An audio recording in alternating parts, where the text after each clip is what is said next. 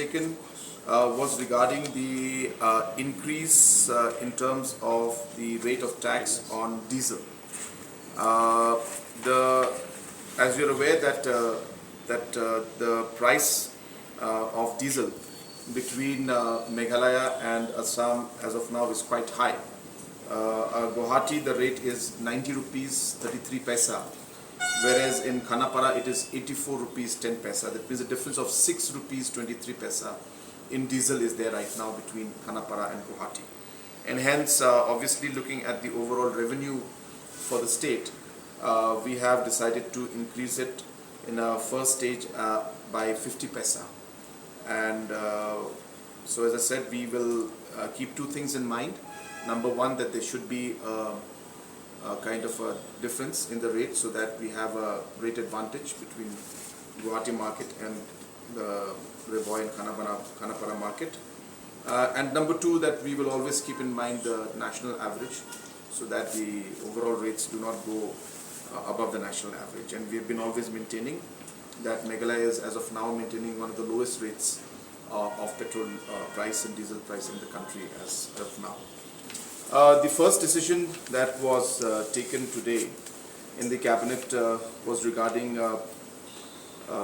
procurement of land for tourism infrastructure, which is being done near Nong Mahir Lake in Ribhoy.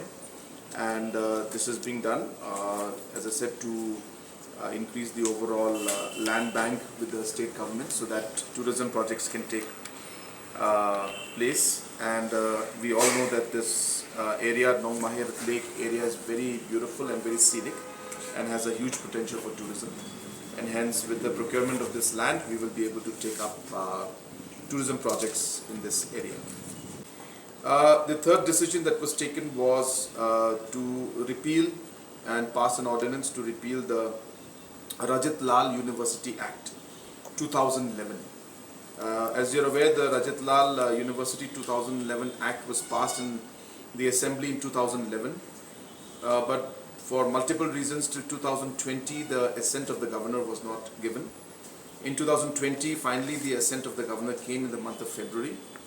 But from February till now, also we are not seeing any significant move being done by the university. The private university commission that we have that regulates these private bodies have also written to the said university number of times, asking for their current status, but no satisfactory reply has come from their end. And hence, after following due process, the cabinet today, the proposal was brought to the cabinet to pass an ordinance to repeal the Rajasthan University Act 2011. The fourth decision that was decided today was in terms of the value-added tax when it came to excise as well as to petrol and diesel. Basically, the decisions that were made, there were multiple decisions made. I'm just combining all of them. The idea being is to streamline the overall collection of the VAT. With this, there is no change in the rate, so there is no impact on the consumer.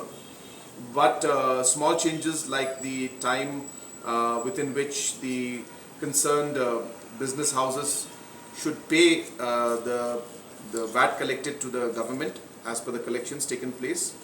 So the timings of that have been changed. Earlier, for example, just giving you a small example, earlier, for example, in the petrol pumps, they had a period of 3 months of reconciliation for the VAT. So which means that if the VAT was collected on day 1, they could wait till day 100 to pay the VAT money collected by them already to the government. They would have about 100 days to pay that amount to the government. We have reduced that and we've made it into 30 days. So within a month's time, they have to reconcile, and whatever VAT has been collected, they should submit it to the government exchequer. So deposit it in the government account. So this kind of amendments have been made. Basically, the idea being to streamline the entire process of VAT collection, which will have no impact on the tax being levied on the consumer as such, but it will only ensure that the efficiency of the collection and the timing of the collection is streamlined. The last decision that was made in the cabinet today was regarding the Meghalaya taxi aggregator operational rules that were there. So this act was passed a very long time back, if you remember, in 2020, but the rules were not framed. Hence, we have finally framed the rules, and hence there will be a basic license fee for individuals or companies, aggregators who would like to have this service. License fee of 700 rupees per year will be charged for per vehicle, and a permit fee of 700 or 300 if they are to operate from a specific location, which means a city or a district or a region. And if they were to operate throughout the state, then the amount would be 1300 rupees as license fee, and permit would be 200 only. So permit will be 200. I'm sorry, I said 300 for the permit. Permit is 200. So apart from these permits and license fees, which these aggregators, these are for the, as you said, even the two-wheeler aggregators. So this was set. We also finalized the rates at which the vehicles, the passengers will have to can be charged. So the rate is, the proposed fare is 10 rupees for the first kilometer and 5 rupees for subsequent kilometers, and a holding charge of 4 rupees for every 5 minutes. So this has been also finalized for the bike taxi. And obviously all these rules also come with basic